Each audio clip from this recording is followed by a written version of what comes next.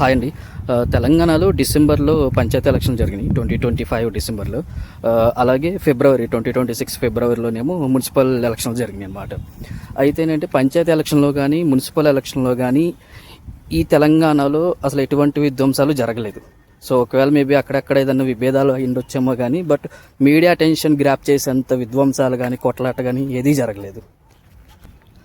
ఇవే ఎలక్షన్స్ కనుక మన ఆంధ్రాలో జరుగుంటే ఈ పాటికి చాలా చోట్ల విధ్వంసాలు జరగడం, తలకాయలు పాల్గొట్టుకోవడం, కార్లు ధ్వంసం చేసుకోవడం, ఒకళ్ళ ఇంటి మీద ఒకళ్ళు రాళ్ళు దూవుకోవడము, సేమ్ అలాగే ఒకళ్ళ మీద ఒకళ్ళు కేసులు పెట్టుకోవడము, ఎవరైనా నామినేషన్ వేసే వ్యక్తులనేమో కిడ్నాప్ చేసి తీసుకెళ్ళిపోవడం. ఆంధ్రాలో కూడాను అన్ని ప్లేసుల్లో గొడవలు జరుగుతాయి అని చెప్పాను కానీ బట్ కొన్ని ప్లేసుల్లో మాత్రం గొడవలు జరుగుతాయి, ఇంకొన్ని ప్లేసుల్లో చాలా వైలెంట్గా గొడవలు జరుగుతాయి అనమాట. ఎక్కడ దాకా అంటే చంపుకునే దాకా కూడా వెళ్ళిపోతూ ఉంటారు. ఇంకా అలాగే మీడియా కూడా సేమ్ అలాగే ప్రజెంట్ చేస్తుంది. లైక్ టీడీపీ ఫేవర్ మీడియానేమో వైసీపీ రౌడీ మొక్కలు దాడని, అలాగే వైసీపీ ఫేవర్ మీడియానేమో టీడీపీ రౌడీ రాజకీయాలని చెప్పి సో వాళ్ళు ఇష్టం వచ్చినట్టు వాళ్ళు ప్రజెంట్ చేస్తూ ఉంటారు. నాకు అనిపించింది ఏంటంటే ఈ ఒక్క విషయంలో మాత్రము మన ఆంధ్ర వాళ్ళు ఈ తెలంగాణ వాళ్ళు చూసి నేర్చుకుంటే చాలా అంటే చాలా బెటర్ అనిపించింది. యాక్చువల్లీ నా జాబ్ రోల్లో భాగంగా నేను కొన్ని విలేజెస్లో మీటింగ్ పెడుతూ ఉండాలన్నమాట. లైక్ మంత్లీ ఒక 2 to 3 విలేజెస్లో అవేర్నెస్ మీటింగ్ అని చెప్పి పెడుతూ ఉండాలి.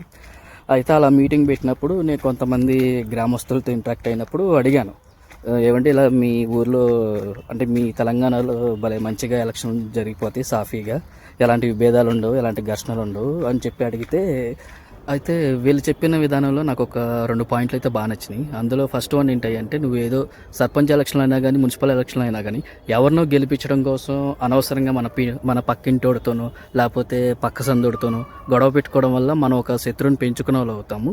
ప్లస్ వాళ్ళ కుటుంబానికి మీ కుటుంబానికి కూడా సంబంధాలు అనేవి దెబ్బతినిపోతాయి ఆ టైంలో. సో అవే సంబంధాలు దెబ్బతినడం అనేది తర్వాత తరాలకు కూడా ఎఫెక్ట్ అయ్యే అవకాశం ఉంటుంది. అదొకటి పాయింట్ నెంబర్ 1. పాయింట్ నెంబర్ 2 ఏంటి అంటే, ఈ ఎమ్మెల్యేలు ఎంపీలు వాళ్ళు ఎవరైతే ఉంటారో వాళ్ళు కొంతమంది నామినేట్ చేస్తారనమాట. సో ఎలాగో ఒక 10 విలేజెస్ ఒక అతనికి ఇచ్చేసి 10 విలేజెస్లో నువ్వే చూడాలి, మన పార్టీ గెలవాలి అన్నట్టు వాళ్ళకి ఇస్తారు. సో ఇక్కడ కూడా సేమ్ అలాగే జరుగుద్ది. ఒక 10 విలేజెస్ అవనివ్వండి, ఒక 20 విలేజెస్ అవనివ్వండి, సో అక్కడ ఎంపీలు ఎమ్మెల్యేలు ఒక నామినేట్ చేసి వాళ్ళకి ఇచ్చేస్తూ ఉంటారు. బట్ మన దగ్గర ఏంటంటే అనవసరంగా రెచ్చగొడుతూ ఉంటారు. మనం గెలవాలి, నువ్వు ఏదైనా చెయ్యి, ఆ వార్డు మెంబర్ని ఆపిచ్చేయి, లేకపోతే ఆ సర్పంచ్ నామినేషన్ వేసేవాడిని ఆపిచ్చేయి, నువ్వు ఏదైనా చెయ్యి కానీ మన వాళ్ళు గెలవాలి అన్నట్టు రెచ్చగొడుతూ ఉంటారు. బట్ ఇక్కడ అంతా రెచ్చగొట్టే రాజకీయాలు జరగవు.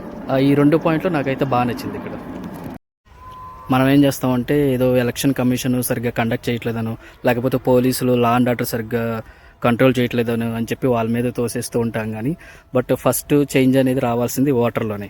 సో అంటే పబ్లిక్లో ఫస్ట్ చేంజ్ వస్తేనే అప్పుడు ఆ 2 సిస్టమ్స్ కూడాను కరెక్ట్గా వర్క్ అవుతాయి అన్నమాట. సో ఎలాగంటే నామినేషన్ అనేది ఎవరైనా వేసుకోవచ్చు. సో ఎవరైనా ఎలిజిబిలిటీ ఉంటే వాడు నామినేషన్ వేసుకోవచ్చు. ప్లస్ ఎవరికి నచ్చిన వాళ్ళు సవ్యంగా ఓటేసుకోవాలి. ఈ 2 కనుక సవ్యంగా జరిగితే సో ఎలాంటి ఘర్షణలు జరగవు. నేను ఆంధ్ర వాళ్ళని మాత్రం తక్కువ చేసి మాట్లాడలేదు. ఒకవేళ అలా అనుకుంటే కనుక ఐఎమ్ ఎక్స్ట్రీమ్లీ సారీ. బాయ్.